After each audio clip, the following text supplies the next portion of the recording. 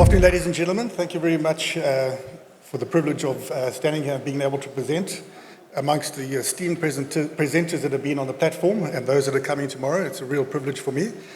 Before I start my presentation, I want to just send out a heartfelt thank you to this industry. I've been in the CGA now for 14 years, the industry in total for 30 years. It's been a very, very interesting journey the last 14 years, particularly the last 3 years. And as John will know, we've been faced with a lot of challenges and really had to rise up to meet those challenges. But more importantly, the 14-year journey, I've met a lot of people that are in this room here today, farmers, exporters, logistics providers, shipping lines, those that haven't been able to make it today. And I've always been welcomed into their businesses, sitting around boardrooms, around campfires, going to farms, looking at production units. And it's really awesome for me that I've been welcomed in that manner, never been chased off a farm or never been told not to come to a business. It's a really, really honor to have that privilege to be able to engage with you. So hopefully that continues as we move into Vision 260, a lot more engagement, and hopefully we'll have a lot more discussion around what we need to do to unlock this logistics chain. And I also want to say to Peter Norkier, where's Peter? I saw you sitting over there. I believe it was your motivation to bring the logistics portfolio into the CGA, and I think it was a very, very good decision to make, not only because I'm in the capacity, but because I think with the challenges that we've seen over the last couple of years, for me, I've been saying, I said it to the board the other day, that we probably wouldn't even get to 164 or 170 million cartons with the complexity in the ports and that we've seen. So we've had a lot of progress just making sure that the fruit is able to be exported. A lot of successes you can see and a lot you don't see. And I was talking to Van, and he actually pointed out something 2 weeks ago, that we initiate a lot of things in the supply chain. You can't measure initiation. So it's difficult to measure the portfolio, but the successes are definitely there. You can take my word for it. So my presentation today is really going to focus on principally road and rail transportation. As you've seen with Justin's figures, and I'm going to show you some figures now, that we've got quite a vast increase coming into the industry. There's a lot of challenges I think we're going to need to overcome in order to manage that. But I think from my perspective, and I've been saying to the board, that my biggest worry is really road transportation, rail transportation, just to move the product from the pack houses down to the ports. The other part of it, I think we can have a lot of successes in ensuring there's enough capacity. The ports are going to become efficient when the privatization comes into it. But my main focus and worry is going to be road and rail transportation. So I'm going to cover a bit about that to show you what's currently at play within the road and rail space in South Africa. So before we get there, what I've done is, just as Justin mentioned, we're doing a study on and analyzing the specifics around the fruit volume that's going to be moving from a corridor perspective. It's very important that we look at a corridor in its specific isolation, because each corridor is going to grow in different forms and different varieties. There's going to be complexity in different corridors because of distances, ports. So the characteristics around these three main corridors are actually fundamentally different to each other. So just to show you the northern region from Natal into Zimbabwe, we're focusing on that. We're focusing on the Eastern Cape and then obviously the Western Cape and Northern Cape out of Cape Town. So when we talk corridors, that's the three main corridors that we're focusing on. So just to show the volume in context, we've used a methodology just looking at the tree age data, a very different methodology to what Paul's got, but come to the same sort of answer. That fundamentally towards the 5-year growth, we're going to see about 210 million cartons, which is very much in line with Paul's result. Just looking at the corridors in terms of what that growth is going to look like, the northern region is where we're seeing the fundamental growth that's going to be coming into the industry, from a base of around 88 to 90 million cartons, potentially going to 110 million cartons in 3 to 5 years' time. We know that there's quite significant planting still coming in Botswana, in Zimbabwe, in Mozambique. A lot of that's going to have to come down the northern corridor into Durban if we don't have right capacity shipping in Maputo or Beira, for example. Eastern Cape, from a base of around 42 million cartons, we've been assessing from 2021. You can see the massive growth going into 2022, and then going up to about 54 or 55 million cartons. The Western Cape, again, as well, base of around 32 million cartons. We see the growth going up to about 45 million cartons. So we're analyzing that from a corridor perspective to see what capacity and infrastructure we need to carry that growth in those corridors. So interestingly, if we're looking at the analyzing the actual production data by week, this has been very interesting. We've modeled it based on the 5 main categories. For the northern region, as you can see here, we're seeing quite a significant growth around the peak sort of period, where we see late mandarins coming in at the same time as Valencias. That's going to have a profound impact on the growth of the northern region's corridor in terms of the volume that's going to be coming down by road and rail into the cold stores and out the ports. And yeah, so that's going to bring us some very interesting set of data that we're going to need to analyze around the trucking, movement of trucks, movement of rail, having to cope with that amount of pressure, the cold store capacity that's going to need to be aligned to that, and obviously the access into the ports and their capacity and shipping as well. If we move down to the Eastern Cape, there was quite a strong growth in the last year. As I showed you, you can see that there was quite a big sort of growth phase, so that's already kicked off. So we're going to see probably a little bit of a flat line coming out of the Eastern Cape. Oh, sorry, I forgot to mention the actual truck numbers. So the northern region, we're going to see additional 800 trucks per week potentially needing to come to the port from a base of 2,000. The Eastern Cape showing a truck demand going from 1,100 to 1,500 trucks per week. So I think you can see there it's showing quite a bit of a spike in the latter part of the season around the Valencia late Mandarin production. If we look at the Western Cape, again, some substantial growth, particularly around the early phase of the Clementines that are showing strong growth as well as the late Mandarins. You can see quite a significant peak coming through the Western Cape. But already, without actually going into the detail of the Western Cape, I feel quite confident that there's going to be enough capacity around that because the deciduous exports actually are way higher than what we see on the citrus side. They converse with each other in terms of seasonality. So we'll have to analyze that, but I'm pretty sure the Western Cape should be pretty good as far as that front comes. Also around the trucking activity, about 300 trucks per week additional needing to carry that extra growth.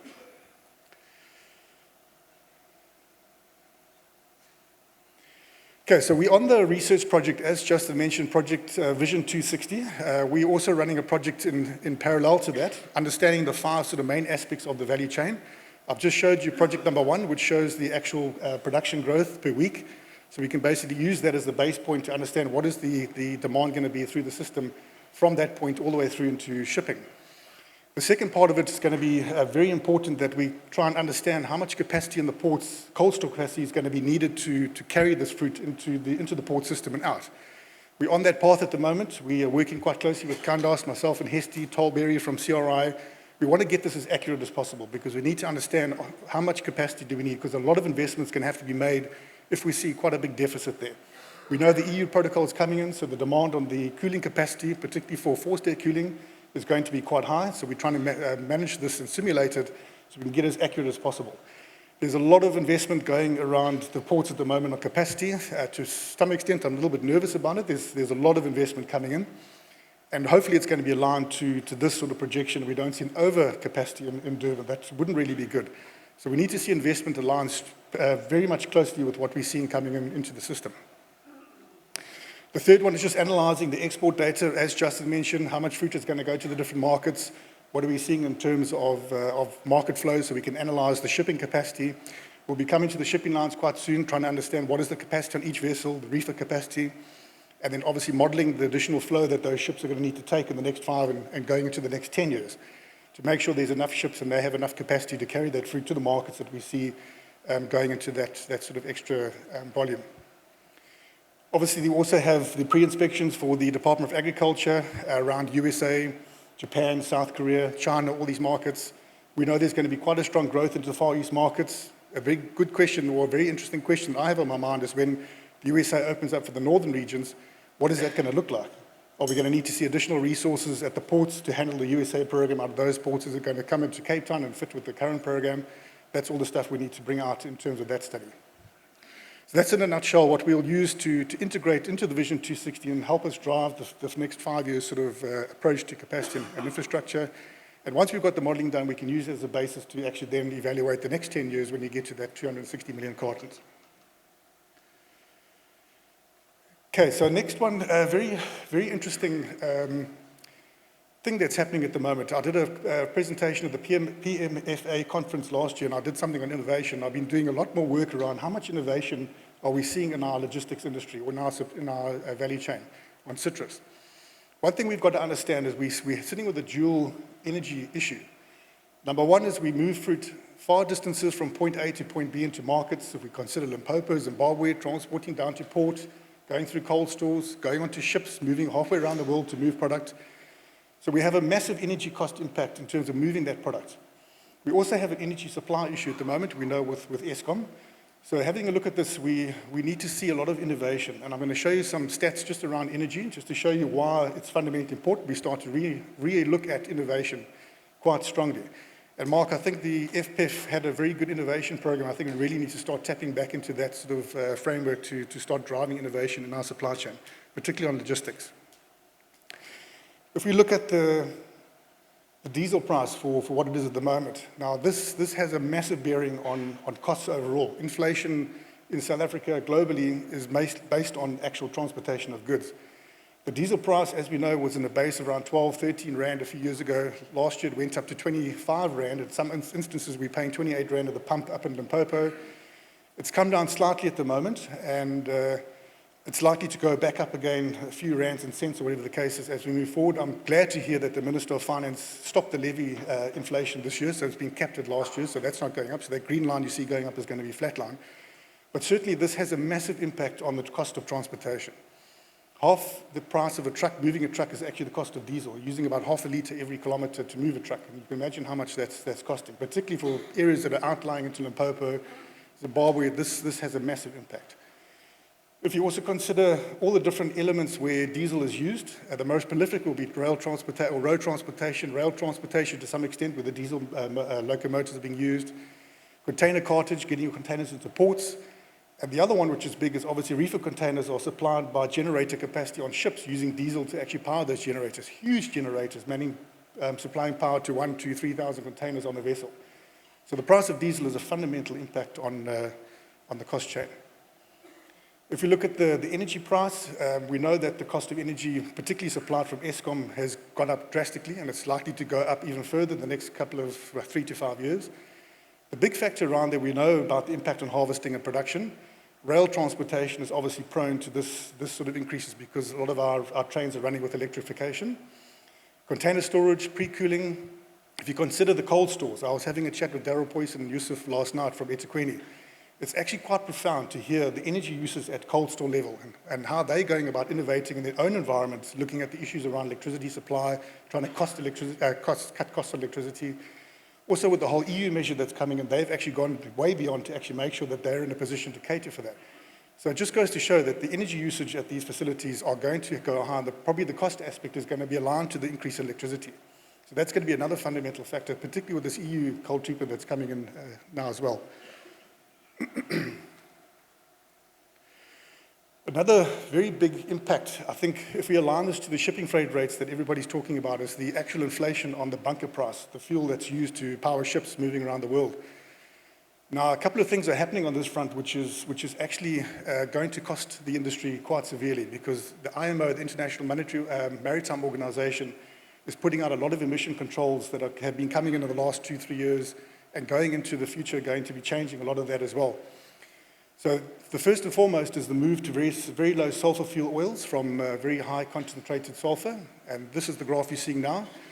The base price for that internationally was about $300 per metric ton in 2021. It escalated to $1,200 per metric ton last year. So you can imagine that the sea freight rates on the back of that would have been quite prolific.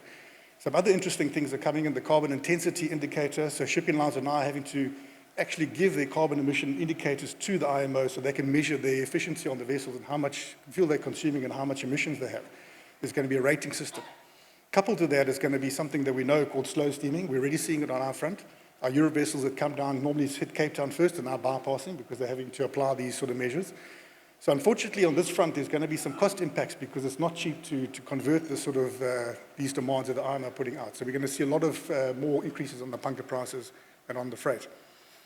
Going forward, there's no major transition to energy propulsion on vessels the way I see it. We're hearing things about nuclear power on ships. We're hearing things about methanol, LNG gas. So that's still way away. So we're still sitting with this massive energy mix on the bunker fuel. So I think in a nutshell, the way I see it, we look at this massive, and it was, Freddie had mentioned it earlier, this shock to the system. This is the triple shock that the industry's had to absorb in one season to the next. It's hugely impactful. So most importantly, I think, is looking at fast-tracking innovation.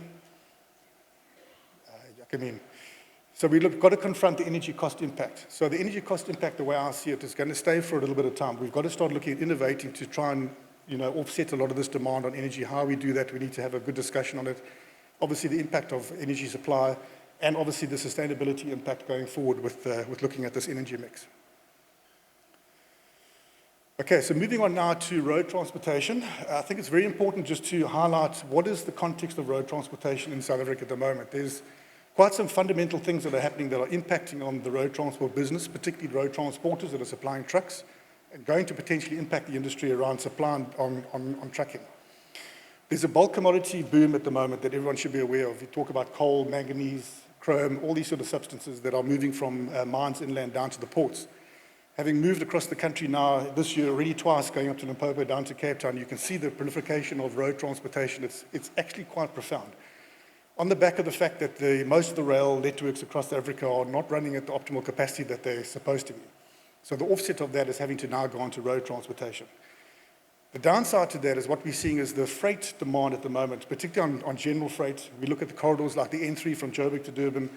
The trucking on that road is absolutely profound. If you drive up there, you'll see what we're talking about. The network on the rail side is supposed to run 32 slots per day. It's only running about 5 or 6 slots, the way I have it. So you can see that there's a massive deficit on the rail side, now pushing a lot of demand on road traffic. The unfortunate thing that we're seeing at the moment is the road surfacing conditions are, to me, the way I see it, not looking in a very good condition. They're under a lot of pressure. In certain places, the road conditions are absolutely appalling. There's kind of a triple issue there. First of all, the safety and mechanical functioning of trucks. When I'm driving down some areas, you see trucks hitting potholes and they're actually breaking axles, having to move over and go and repair their trucks. That sort of stuff is now starting to happen. Safety, security of condition of cargo. If you think of your pallets that have to get down to the port in as best condition as possible, these sort of scenarios don't play good in that sort of environment. You want your product to get to port in the best condition that you can get it there. Safety of people. One of the most profound things that you see when you go to places like Piet Retief, you go to Ermelo, you go to Leidenburg, they're like central sort of nodes where all the mining trucks come in and they're from there they digress to wherever they go, Maputo, Richards Bay. These towns are in absolute peril. The road networks are literally obliterated. You've got school children walking in streets where trucks are moving up and down. It's really not a healthy situation. So we have got a process that we've embarking with AGBIS. We're going to be integrating with all the Department of Transport around the country. I've already sent some motivations to have a look at the road conditions and also try and bypass trucks into areas where they shouldn't be going and stick on paths that are more sustainable for trucks. So if you have a look here, this is the R36. Spit knows this one all too well. We have a conversation about this. This is just outside Leidenburg. 2010, that's what that road looked like. So before we had all these massive mounted trucks going down the R36. The R36 is the main arterial road for coal trucks from the north. This is what it looks like now in 2023. So you literally have a dust path now going down on your main arterial road from the north down to Durban, and that's actually a good picture. There's some that are pretty worse than that. So this is what is happening, the effect on the road conditions. So all the pressure is really having a massive impact on keeping these roads in good condition. Just looking at the heat map, when we do the Vision 260, we're going to do a very comprehensive overview on the traffic routing and road conditions around the country, looking at what we need to actually integrate with the Department of Transport to make sure that they're correct. Your main routes are mainly the N3 coming from Northern Limpopo down to Durban. The N3, as you know, is under progressive road maintenance, right from Joburg all the way down to Durban. As you get into sort of Maritzburg, into Durban, there's going to be a 4-lane highway on each side. That's currently at play, so the N3 in the next 2 or 3 years should be well equipped to handle a lot of truck traffic going into the future. The way I see it, the R36 R and N11 combination is under severe pressure. The N2 coming from Pongola, coming through past Pongola, there are some areas where those roads that don't exist. The tar is literally missing. So we're going to have to do a very good analysis on the roads and making sure that wherever we see a density on citrus, we make sure those roads are catered for. Coming down to the Eastern Cape, you can see the heat map from Kirkwood down to PE, Fort Beaufort, Potensi. Anyone in this area, we all know those roads are pretty much not fit for purpose. It's going to need some real dialogue with the Department of Transport in the Eastern Cape to ensure that these roads are actually fit for purpose, particularly with the product of the growth and volume that's coming from places like Potensi, from Sundays River and Fort Beaufort. The Western Cape, it was actually quite nice. We had a discussion with Minister Meyer, Ivan Meyer, a few years ago. In a meeting, he said to me, one of the missions I'm going to make sure is every road that leads to a farm in this province is going to be tarred and going to be well taken care of. You drive through them, that's what you see. Roads are in fantastic condition in the Western Cape. We want to see the same application around the other provinces.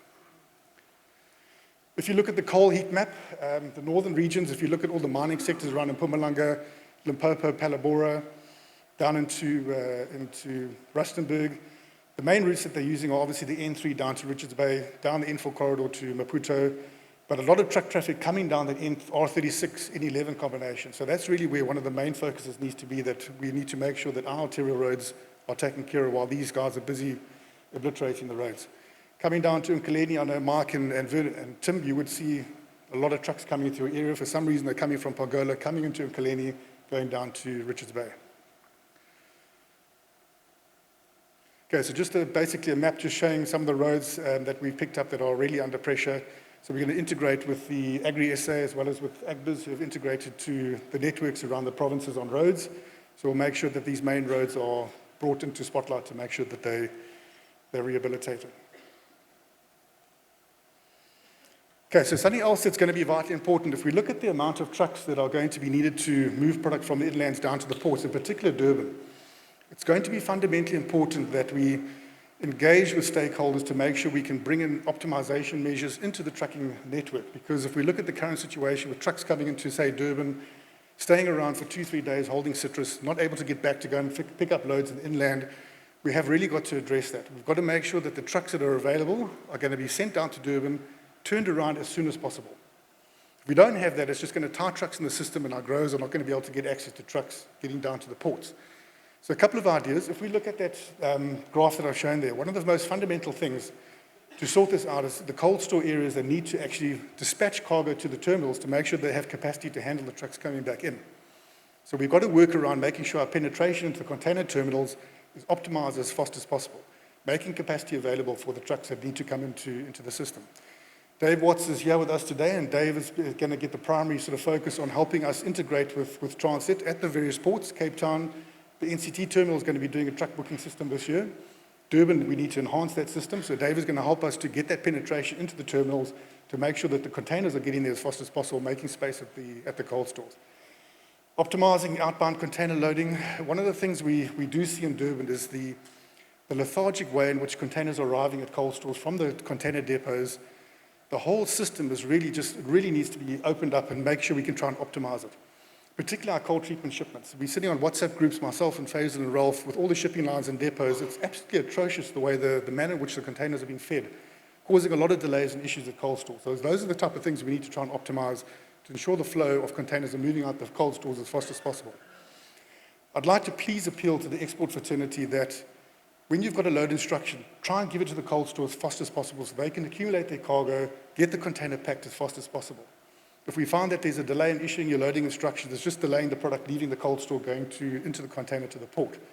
So please, that's one of the most important things, is getting the product out the cold store, into the container, into the terminal as fast as possible. As soon as you get that loading instruction, let it get dispatched to the cold store so they can let that cargo move out the system. We hear a lot of times from cold stores that they're getting last-minute instructions, or the instructions are coming late. It's not helping the system. We've got to get this thing on track as fast as we can. That's one of the main attributes to congestion at cold store. Going down, we've been on a path talking to Durban cold stores in particular around looking at a centralized truck booking system. My view is we maybe need to renegotiate that, Justin. I know Hussein from FPT, we was on that path with us a few years ago, not very successful, but I do think we need to really start looking at that again so we have a lot of visibility on the trucks that are coming from the farms down to the cold stores on a central system so we all know what's happening on the transport front. The other one is, as we look at the Durban environment, a lot more cold stores coming into the mix, various places around the port. We're probably going to need to try and help and assist with the cold stores in Durban around looking at putting truck stops in different places to suit the cold stores. You can't have trucks just coming and parking out cold stores, congesting the whole place. It just really doesn't help the situation. So we've got to try and hold them in a facility, let them run into the cold stores. So I think as we go forward in Vision 260, I think a lot of this is going to form part of that, and we'll probably engage as we go along really hard to optimize traffic through cold stores, from cold stores into the port container terminals. We have a little bit of an issue when it comes to our rail networks. And I mean, you outlined it at that meeting in the Western Cape around the locomotive situation. It's a bit concerning that we're sitting in a stage now where we hear what we're hearing about the locomotives, particularly on the Joburg to Durban corridor, where capacity is just not really there to allow us to get back onto the networks. So Porsche has got a really good plan in terms of how to address this whole issue around the China rail situation, the locomotives that were procured that are not able to be functioning because of certain parts issues and things like that. So hopefully quite soon we'll be able to sort those issues out, get the trains back on the tracks and get our products into the ports from the hinterland. The other thing which we're seeing, which Porsche outlined as well, and it's one of the most impactful things I think Transnet Freight Rail are sitting with at the moment, is the impact of cable theft. Now, for me, it's highly disheartening when I drive from Durban up to Limpopo and I ride along these railway lines. I go and have a look wherever I am to see what I can find, and you're finding length and length and length of cable missing off these railway tracks. And Porsche, you mentioned a figure, something like 500 kilometers of rail network has been sabotaged by cable theft in 1 year, something like that. It's absolutely prolific. So unfortunately, the Durban to Joburg line at the moment is suffering this sort of symptom where guys are just stealing cables. When you go and physically look at it, it actually is quite sophisticated. It's not somebody sitting there with a hacksaw. It's actually proper machinery cutting these things. If you look at how intricate the cuts are, they're just taking sections and sections along the lines like that. So vast sections at the moment are sitting in that situation. But I'm very glad to hear, Porsche, you've put out the public-private sector participation model on the Durban to Joburg container corridor. I was so excited, I sent that immediately out to our board and said, oh, that's going to be a fantastic initiative if we can get that off, because that rail line really needs to come back into its own.